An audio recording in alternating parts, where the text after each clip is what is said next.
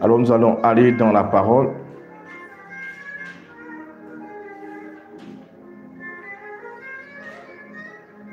Prenons ensemble le livre d'Hébreux.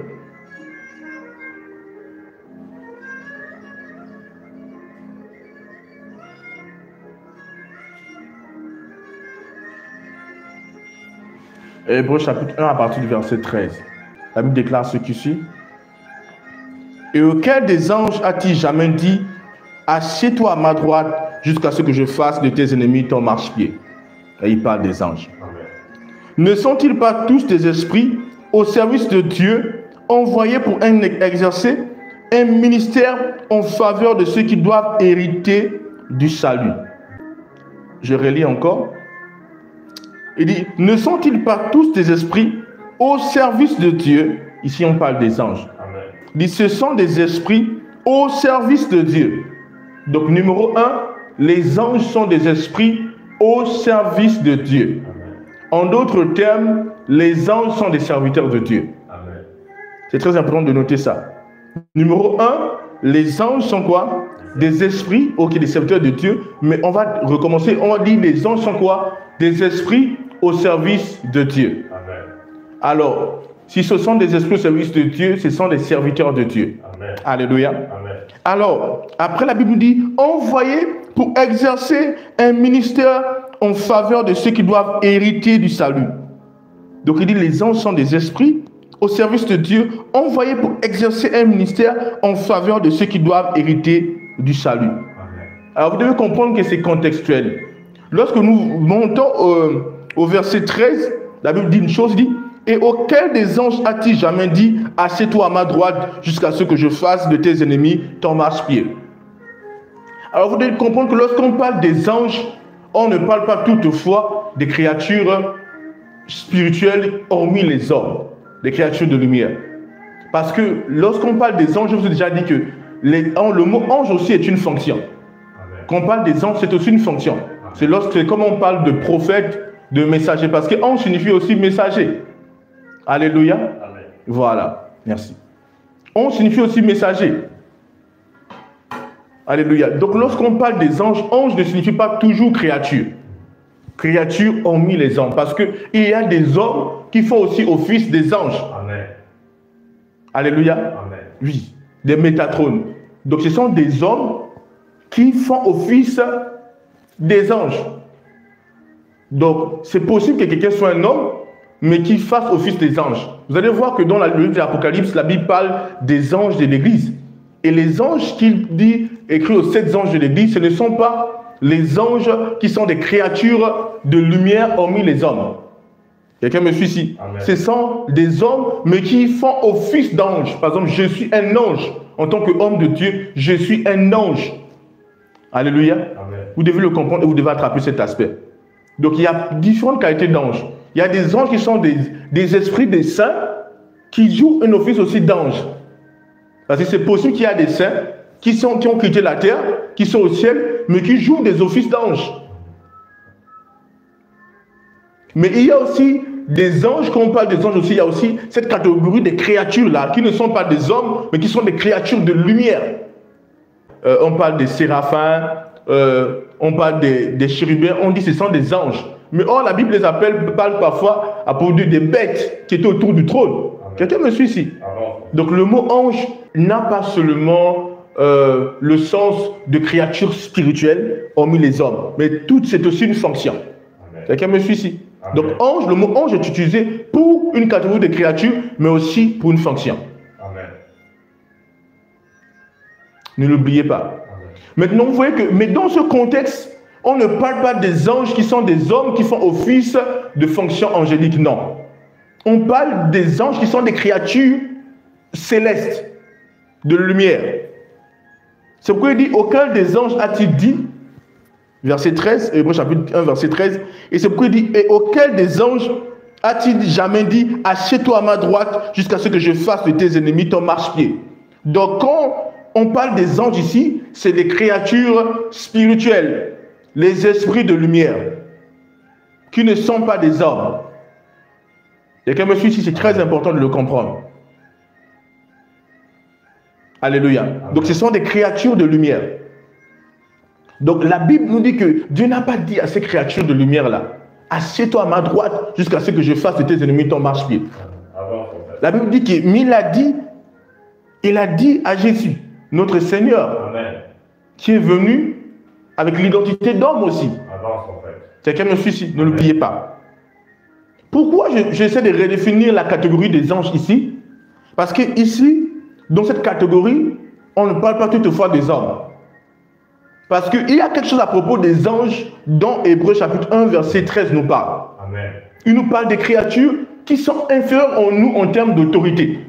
Ne l'oubliez pas. Amen. Ce ne sont pas des hommes. Ce ne sont pas des esprits des saints emmenant à la perfection qui font office d'anges. Non. Ce sont des créatures célestes. Des créatures de lumière. Alléluia. C'est très important de le comprendre.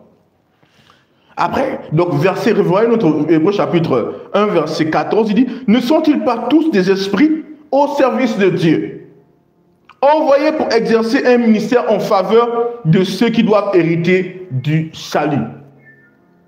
Il dit, ne sont-ils pas des esprits au service de Dieu? Donc ce sont des serviteurs de Dieu. Mais ça, c'est des serviteurs de Dieu d'une autre catégorie, d'une autre classe. Amen. Parce que nous aussi, nous faisons office de serviteurs de Dieu. Amen. La différence, c'est que nous ne sommes pas seulement des serviteurs, nous sommes des enfants. Amen. Des enfants qui rendent un service à leur Père. Amen.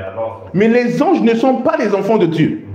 C'est pourquoi dans la révélation, en accord de la parole de Dieu, les anges n'appellent pas Dieu leur Père. Amen. Ils vont l'appeler Tout-Puissant, Maître éternel, Ancien des jours. Mais lorsqu'on parle de Père, c'est nous qui appelons Dieu notre Père. Amen. Parce que Dieu est le Père de nouvelles créatures en Christ. Amen. C'est pourquoi vous allez voir que même dans l'histoire de l'humanité, l'histoire du Dieu de la Bible, du Dieu créateur avec le peuple d'Israël, vous allez voir que ce qui va choquer les Israélites, c'est parce que Jésus va appeler Dieu son Père. Quelqu'un me suit ici? Donc les Israélites vont être choqués parce que Dieu, Jésus, appelait Dieu le Père son Père. Il disait c'était anormal. Parce que bien avant, personne n'appelait Dieu créateur son Père. Mais Jésus vient et il appelle Dieu son Père. Quelqu'un me suit ici? Amen. Il dit que le Dieu créateur est son Père. Une révélation qu'il n'avait pas avant. C'est pourquoi ils se sont pris à Jésus. Ils voulaient le lapider. Parce que ce qu'il disait était au-delà de la compréhension qu'ils avaient du Dieu de la Bible. Quelqu'un me suit ici? C'est très important de le comprendre. Donc, il voulait lapider Jésus. Il dit, comment ce gars-là, il peut dire que Dieu est son Père? Comment il peut dire que c'est un fils de Dieu? C'est pas possible. Nos pères n'ont pas appelé Dieu leur Père. Il a dit, je suis le Dieu d'Abraham, d'Isaac et de Jacob. Il n'a pas dit, je suis votre Père. Non. Mais son Christ, qu'il est le Père des chrétiens. Amen. Donc Dieu n'est pas aussi le Père des anges. Les anges ne l'appellent pas Père. Non. Les anges l'appellent Tout-Puissant. Mais nous l'appelons Père parce que nous provenons de lui. Amen. C'est très important de le comprendre. Et vous allez voir que on a quoi avec parfois les hommes disent que tous les hommes sont les enfants de Dieu. Ce n'est pas vrai. Tous les hommes ne sont pas des enfants de Dieu. Dans un sens, tous les hommes sont des créatures de Dieu. Amen. Mais tous les hommes ne sont pas des enfants de Dieu. Amen. Parce que nous voyons que Abraham, Isaac et Jacob n'appelaient pas Dieu leur Père. Amen. Et la Bible dit que le seul moyen pour naître de Dieu, il faut recevoir la parole. Jean chapitre 1 verset 12. À tous ceux qui l'ont reçu, elle les a donné le pouvoir de devenir enfants de Dieu. Lesquels sont nés non du sang, ni de la volonté de la chair, ni de la volonté de l'homme, mais de Dieu. Amen. Donc le seul moyen de naître de Dieu, c'est de recevoir la parole, de croire au Seigneur Jésus-Christ, de confesser la Seigneurie de Jésus. Amen. Alléluia, tout le monde me suit ici? C'est le seul moyen. Voilà. Donc les anges ne sont pas... Dieu n'est pas le Père des anges. Est-ce que c'est clair, clair ici? Qu'est-ce que j'ai dit? Dieu n'est pas le Père des anges. Même s'ils osaient appeler Dieu leur Père, ce n'est pas dans la conscience que nous appelons Dieu le Père. Si Dieu est leur Père, c'est parce que Dieu est le Père de toutes les créatures. Donc le Père créateur. Quelqu'un me suit ici? Amen. Mais ce n'est pas le Père dans la nature. Et quoi vous allez voir, en aucun cas, vous allez lire la Bible, vous allez voir en aucun cas un endroit dans la Bible où les anges ont appelé Dieu leur Père. C'est ça si vous comprenez ce que je suis en train de dire. En aucun cas. Donc déjà, vous avez vu, au début, j'ai redéfini le mot ange. Et j'ai fait comprendre, je reviens là-dessus, que lorsqu'on parle de ange, on ne parle pas toujours des créatures de lumière qui ne sont pas des anges. Lorsqu'on parle des anges, on parle, le mot ange est vaste. Parce qu'il y a des personnes qui font office, fonction d'ange. Je dis, en tant qu'homme de Dieu, je suis un ange. Ne l'oubliez pas, c'est clair, n'est-ce pas? Voilà. Mais dans le contexte de Hébreux chapitre 1, verset 13 à 14, on parle des anges qui sont des créatures de lumière différentes des hommes. Et nous avons compris ensemble que ces créatures ne sont pas les enfants de Dieu. Certains me diront, mais la Bible dit dans le livre de Genèse que les fils de Dieu sont descendus pour avoir des enfants avec les filles des hommes. Vous devez comprendre une chose. Par exemple, lorsque nous lisons le livre de Job, ou lorsque nous lisons certaines histoires de la Bible, chacun opère avec la lumière de la compréhension de la parole, de la révélation de Dieu. Quelqu'un me suit ici? Oui. Amen. Par exemple, les gens qui opéraient dans le Nouveau Testament n'avaient pas la même lumière que nous avons de certaines réalités. Ils ont prophétisé sur l'arrivée de Jésus. Ils ont prophétisé sur l'arrivée sur l'Église. Mais ils n'avaient pas la lumière que nous avons de l'Église. Je prends un exemple. Regardez Daniel. Daniel va prophétiser sur l'Église. Et Daniel va dire que selon la révélation que le roi Nebuchadnezzar avait, il va voir une statue. Et cette grande statue était tous les royaumes. Et Daniel va voir une pierre qui va quitter sans le secours d'une main, qui va tomber au pied de la statue et qui va briser la statue en pièces. Et la Bible laisse comprendre que cette pierre est un royaume qui n'aura pas de fin. Amen. Et c'est le royaume de Dieu. Mais Daniel ne nous a jamais dit en aucun cas que c'était l'Église. Daniel ne nous avait pas parlé des nouvelles créatures. Daniel avait prophétisé avec la lumière qu'il avait des royaumes. Amen. Quelqu'un me suit ici? Amen. C'est ainsi que vous allez voir que lorsqu'on va aller dans l'Ancien Testament, certains vont s'exprimer même sur des histoires de la Bible avec une certaine lumière. Des révélations qu'ils avaient. Amen. Quelqu'un me suit ici? Amen. Oui. Je prends un exemple. En Afrique, certains, les démons les ont apparus. Et même en Europe, ils ont dit que les démons, c'était les fils de Dieu. C'était des dieux, n'est-ce pas? Oui. Donc, dans une période du temps, tous ceux qui semblaient être spirituels, pour certains, c'était des dieux. Et c'est pas si vous comprenez ce que je suis en train de dire. Amen. C'était des dieux. Vous allez voir que même quand le serpent va mordre Paul, et Paul ne va pas mourir, les gens vont dire que c'est un dieu. Vous allez voir que dans l'Ancien Testament, dans l'Ancien temps, ils vont donner cette dimension-là de la divinité à plusieurs entités. Et même certains dans l'Ancien Testament n'avaient pas la grande lumière que nous avons aujourd'hui. Vous devez le comprendre. Amen. Ils ont cette lumière au ciel. Mais ici, nous avons une plus grande lumière de certaines réalités. Amen. Parce que nous avons le Saint-Esprit en nous. Il nous conduira dans toute la vérité. Amen. Oui, vous devez le comprendre. Notre lumière est largement élevée. Lisez la Bible, vous allez voir qu'en aucun cas, non, je vais venir dire que je viens de la présence de mon Père. Qui est votre Père? Jamais. Non, non, non. Que ce soit dans la Bible ou les personnes qui ont des expériences spirituelles divines, ils vont vous dire, l'ange ne peut pas venir te dire que je viens dans la présence de notre Père. Non. Ils vont te parler du Tout-Puissant. Ils vont te dire le Très-Haut. L'Ancien des jours. Quelqu'un me suit ici? Amen. Le Dieu Tout-Puissant. Le Dieu de toute la création. Ils vont te parler ainsi. Et lorsque j'enseignais à certains, je crois que c'était hier, je faisais comprendre qu'en fait, même le fait que Dieu dise qu'il est notre Père, Dieu s'est fait découvrir dans la dimension de Père, Fils, à travers la création de l'homme. Les anges ne connaissent pas Dieu dans cette dimension. C'est à propos de l'humanité qu'il parle de Père, de Fils et de Saint-Esprit même. Parce que les anges ne connaissent pas dans cette dimension-là. Ils ne connaissent pas Dieu dans la dimension de Père, Fils et Saint-Esprit. C'est à propos de l'homme. C'est quand Dieu se révèle à l'humanité qu'on commence à découvrir Dieu dans ces attributs-là. Donc ce sont des attributs qu'il a adoptés en fonction de l'humanité. Donc pour les anges, bah, c'est le Très-Haut, c'est le Tout-Puissant. C'est l'Éternel, le Dieu élevé. Quelqu'un me suit ici? Oui. Parce que pour eux, ils le connaissent comme étant le Tout-Puissant. Pour eux, ils le connaissent comme étant le Très-Haut parce qu'il est le Tout-Puissant, parce qu'il est le Très-Haut. Mais nous avons une autre révélation de Dieu. Et la relation de Dieu avec nous est une relation différente. Quelqu'un me suit ici? Une autre relation. Alors donc, les anges dont parle Hébreux, chapitre 1, verset 13 à 14, ce sont des autres créatures qui sont différentes des hommes. Qui sont différents des êtres qui ont des fonctions. Donc la Bible laisse comprendre que Dieu n'a pas fait asseoir un ange. Il n'a pas dit à un ange, assieds-toi à ma droite jusqu'à ce que je fasse de tes ennemis ton marchepied. Après verset 14, il dit, ne sont-ils pas tous des esprits au service de Dieu, envoyés pour exercer un ministère en faveur de ceux qui doivent hériter du salut? Donc les anges sont des esprits au service de Dieu, envoyés pour exercer un ministère en faveur de ceux qui doivent hériter du salut. Alors, pourquoi c'est très important de comprendre la qualité des anges là? Parce que ces anges-là ne sont pas seulement les serviteurs de Dieu. Ces anges-là sont aussi, d'une certaine manière, nos serviteurs. Quelqu'un me suit ici? Imaginez-vous que un parent dit, je vais prendre un chauffeur pour mon enfant.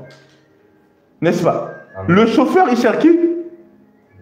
L'enfant. Par exemple, un chauffeur qui va conduire mes enfants à l'école. Le chauffeur, il sert qui? Il est vrai que le chauffeur est le serviteur du papa des enfants, d'une certaine manière, mais il sert les enfants. C'est la même chose avec les anges. Donc les anges sont des serviteurs de Dieu, mais ils sont au service de qui? Des enfants de Dieu, des héritiers du salut. C'est qui les héritiers du salut? C'est tous ceux qui sont nés de nouveau. Amen. Donc les anges sont au service des héritiers du salut, des nouvelles créatures. Amen. Et c'est très important de le comprendre. Certaines personnes se sont dit que est-ce qu'on peut commander les anges? On peut envoyer les anges. Beaucoup se sont posé des questions comme ça. D'autres disent on doit prier des anges. Notre autorité en Christ ne nous permet pas de prier les anges. Quelqu'un me suit ici? Amen. Bien. Notre dimension en Christ n'est pas la même dimension même que les autres avaient avec les anges. Amen. N'est pas la même dimension que Jean avait avec les anges. Je dis Jean, je vais dire les gens de l'Ancien Testament. Daniel, Abraham, Ézéchiel, Élie, Élisée. Ce n'est pas la même chose. Les anges ne voyaient pas Élie comme ils nous voient. Quelqu'un me suit ici? Oui. Vous devez le comprendre. Parce que nous n'avons pas la même autorité qu'Élie. Amen. Élie n'était pas une nouvelle créature, mais nous sommes de nouvelles créatures. Amen. Regardons ici. Prenons ensemble Éphésiens chapitre 1, verset 16. On va lire. Je ne cesse de rendre grâce pour vous, faisant mention de vous dans mes prières, afin que le Dieu de notre Seigneur Jésus-Christ, le Père de gloire, vous donne un esprit de sagesse et de révélation dans sa connaissance, et qu'il illumine les yeux de votre cœur pour que vous sachiez quelle est l'espérance qui s'attache à son appel, quelle est la richesse de la gloire de son héritage qui réserve au sein, et quelle est envers nous qui croyons l'infinie grandeur de sa puissance, se manifestant avec efficacité par la vertu de sa force. Il l'a déployé en Christ en le ressuscitant d'entre les morts et en le faisant asseoir à sa droite dans les lieux célestes, au-dessus de toute domination, de toute autorité, de toute puissance, de toute dignité et de tout nom qui se peut nommer, non seulement dans le siècle présent, mais encore dans le siècle à venir. Il a tout mis sous ses pieds et il a donné pour chef suprême à l'Église, qui est son corps, la plénitude de celui qui remplit tout en tous. Alléluia. Amen. Vous et moi, nous constatons dans ce passage qui est Éphésiens chapitre 1 verset 21, nous constatons que le Seigneur Jésus est élevé au-dessus de toute domination, de toute autorité, de toute puissance, de toute dignité et de tout nom qui se peut nommer, non seulement dans le siècle présent, mais encore dans le siècle à venir.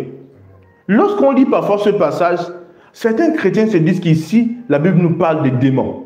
Il nous parle des dominations démoniaques.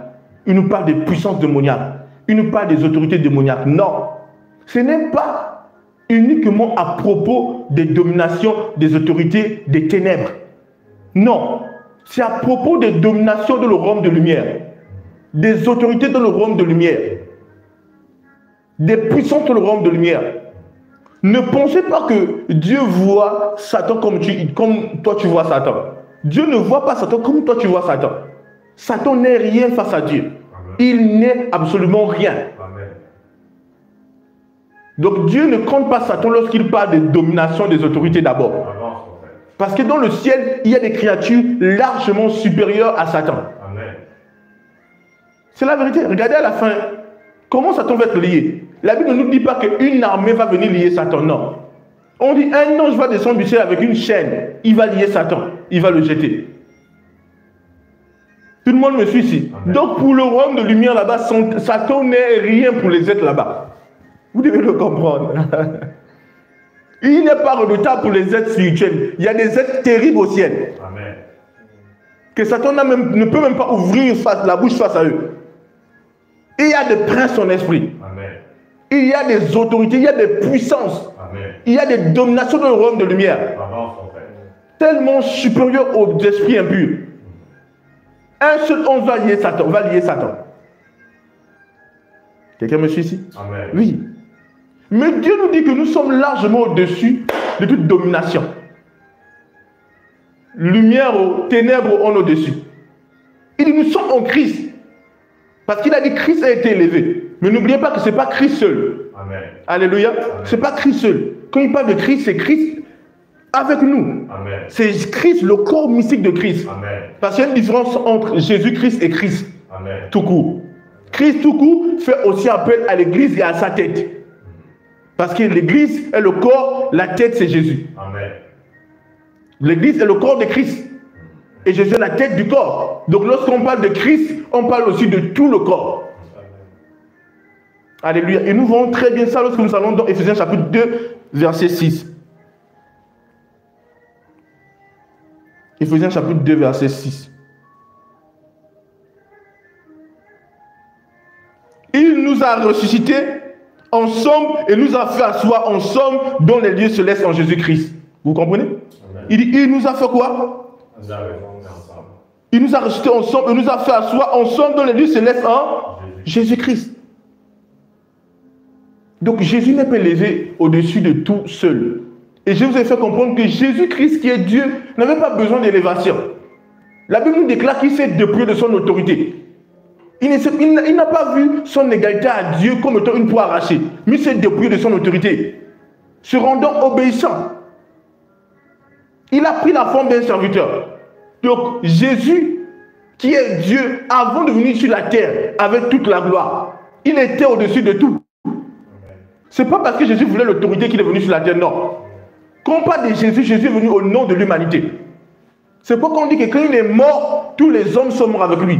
Lorsqu'il est ressuscité, l'humanité est ressuscitée avec lui. Là où il est assis, nous sommes assis avec lui. Et le seul moyen d'être manifesté dans cette position, c'est lorsque tu crois en lui et tu confesses la Seigneurie de Jésus. Donc vous voyez que quand on parle de Hébreux chapitre 1, versets 13 à 14, il est clair qu'on ne parle pas de nous, des anges qui sont des hommes. Il est tellement clair. Maintenant ici, dans l'autorité dans laquelle nous nous trouvons, il n'est pas possible pour nous de prier les anges. Parce que quand on parle de domination, il y a des anges qui sont des dominations. Quand on parle de puissance, on parle des anges aussi. Quand on parle des autorités, on parle des anges. Amen. Quand on parle des dignités, on parle des anges. Quand on parle des nominations, on parle des anges. Amen. Tout le monde me suit ici? Oui. Donc les anges sont dans cette dimension-là. Mais nous sommes au-dessus de l'autorité angélique. Nous sommes assis où Christ est assis. Alors donc vous devez comprendre que selon ces passages, un chrétien ne peut pas prier un ange. Comment un chrétien va prier un ange? Non. Un chrétien ne peut pas dire, oh ange, par exemple, ange tel, je t'en prie. Dans le monde spirituel, il y a des codes que si certains ne comprennent pas, certains se diront que c'est une adoration ou une prière, vont aller dans la manière de prier. Pour ceux qui ont des rapports avec les anges, même dans le contexte de la Bible, vous allez voir que les anges ne viennent pas trop dans un aspect où ils ont besoin d'une adoration ou une quelconque prière. Non. Et la Bible laisse comprendre, déjà dans Hébreux chapitre 1, verset 14, qu'ils sont des esprits au service de Dieu, envoyés pour exercer un ministère en notre faveur. Amen. Donc, ce sont d'une certaine manière nos serviteurs. Donc, on n'a pas besoin de les prier. Est-ce que c'est clair quand même? Amen. C'est clair. J'essaie de rendre ça un peu plus simple. L'Esprit de Dieu me donne les mots pour que vous puissiez clairement comprendre. On va quelque part à propos du parlant d'autres langues. Amen. Voilà. Maintenant, ce qui est bien, c'est que vous devez savoir que vous avez des anges. Il n'y a pas un seul chrétien sur la terre qui n'a pas d'ange. Parce que Dieu a envoyé des anges, ses serviteurs, pour vous servir. Pour exercer un ministère en votre faveur. C'est quoi un ministère? Par exemple, le chauffeur te rend ministère. Quelqu'un me suit ici? Oui. Le cuisinier, il te rend ministère. Quelqu'un me suit ici? Amen. La femme de ménage te rend ministère. On dit un ministère en faveur parce qu'elle vous rend un ministère en ta faveur. C'est comme ça que les anges sont. Ils rendent un ministère en notre faveur. Donc ils sont à notre service. Quelqu'un me suit ici? Si toi tu es un chauffeur, est-ce que tu pourras dire, chauffeur, je t'en prie, je t'en supplie, emmène-moi à tel endroit? Non. Tu ne vas pas prier le chauffeur pour qu'il t'emmène à tel endroit. Amen. Non. Tu peux utiliser des formules de politesse, mais ne pas le prier. Avance, en fait. Le fait d'utiliser une formule de politesse, ça ne veut pas dire que tu pries au chauffeur. Tu peux dire, chauffeur, s'il te plaît, est-ce que tu peux m'emmener à tel endroit? Amen. Il va t'emmener, mais tu n'es pas en train de le prier. Avance, en fait. Tu es le patron et il rend un service, donc tu le demandes de faire. Amen. Est-ce que c'est clair ici? C'est comme ça que les anges sont avec nous. Amen. Les anges n'ont pas besoin de nos prières. Et nous ne sommes pas dans une position aussi inférieure pour prier aux anges. Non. Nous avons l'autorité de Dieu sur nous. Nous sommes assis où Christ est assis. Et n'oubliez pas, on dit que quand il s'est assis, le Père a demandé aux anges de l'adorer. Vous vous rendez compte de ça? Le Père a demandé aux anges de l'adorer. Mais on dit que là où il est assis, il ne s'est pas assis seul. Nous sommes assis en lui, avec lui. Mais on dit là où il s'est assis, le Père a dit adorez-le. Ah, qui me suit ici? Oui, c'est clair. Nous sommes les enfants de Dieu. Oui. Il y a une différence entre un enfant et un serviteur. Vous devez le comprendre. Maintenant, je crois que c'est clair que nous tous ici, nous reconnaissons bibliquement que les anges sont nos serviteurs. Ils rendent un ministère en notre faveur. Ok. Donc, c'est clair que les anges ne sont pas au-dessus de nous. Ils sont en dessous de nous. Et nous avons notre autorité sur eux. Notre autorité sur eux. Ils sont très bas en dessous de nous. Maintenant, vu que nous avons l'autorité, nous avons des anges qui ont été assignés à notre destinée, qui ont été assignés à nos vies en fonction du ministère et de notre mission. Parce que vous devez comprendre une chose, que par exemple, quand Dieu te donne une mission, il t'assigne la catégorie des anges qu'il faut pour cette mission. Il t'assigne ce style des anges-là qui œuvrent dans le domaine qui t'a appelé à œuvrer à l'intérieur. Je prends un exemple. Si Dieu t'appelle à être garagiste, à être mécanicien, il va t'assigner les anges de la mécanique. Si Dieu t'appelle à être plombier, il va t'assigner les anges de la plomberie. En fait, je suis en train d'élargir pour que vous puissiez juste comprendre. Et il y a cet aspect, mais il y a aussi un autre aspect. En tant que roi, les enfants du roi ont besoin des serviteurs dans tous les domaines. Ça veut dire quoi? Ça veut dire que peu importe le domaine de ta vie, dans ta vie, Dieu a des anges qu'il a rendus disponibles pour tous les domaines de ta vie. Pour les finances, il y a des anges. Quelqu'un me suit ici? Amen. Les anges pour ta famille, les anges pour tes biens, qui surveillent tes biens, les anges dans tous les domaines de ta vie. Assigné à tous les départements de ta vie. De même que dans une maison, par exemple, il y a un chauffeur, il y a un cuisinier, il y a une dame de ménage. Dans ta vie et dans tous les domaines de ta vie, Dieu a assigné des esprits pour tous les aspects. Vous devez le comprendre. Donc, dans tous les aspects de ta vie, il y a un ange que Dieu a assigné. Mais il est vrai qu'au dehors de tous les anges que Dieu a assignés, il y a un ange qui est au-dessus des anges que Dieu t'a assignés. Parce que Dieu est le Dieu de la hiérarchie et de l'ordre. Vous voyez, il donne des anges, mais il y a un ange établi en autorité sur ces anges. Donc c'est un prince des anges. Il est prince, il est établi sur un nombre des anges. Alléluia.